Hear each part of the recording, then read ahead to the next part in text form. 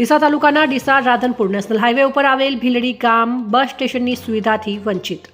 Single highway બાદ double highway બનાવ્યાના આશરે 14 વર્ષ બાદ પણ બસ સ્ટેશનની સુવિધા ન મળતા મુસાફરોને હાલાકીનો સામનો કરવો પડે છે। ભીલડીમાં જંકશન રેલવે સ્ટેશન આવેલું હોવાથી જેનો નવીન અમૃત ભારત રેલવે સ્ટેશન અંતર્ગત પ્રધાનમંત્રીના હસ્તે શિલાન્યાસ કરાયો છે, પરંતુ રાત્રિના સમયે ટ્રેનમાંથી અજાણ્યા મુસાફરો જ્યારે ઉતરે છે ત્યારે બસ સ્ટેશન ન હોવાથી મૂંઝવણમાં પડી જાય છે। જ્યારે દિવસે બસો દ્વારા રોડ ઉપર જ બસ થોભાવીને પેસેન્જરોને ઉતારી ચઢાવવામાં આવે છે, જેનાથી ટ્રાફિક સમસ્યા પણ રહે છે। હાઈવે ઓથોરિટી દ્વારા આજ દિન સુધી બસ સ્ટેશન કેમ બનાવવામાં ન આવ્યું તે એક પ્રશ્ન છે।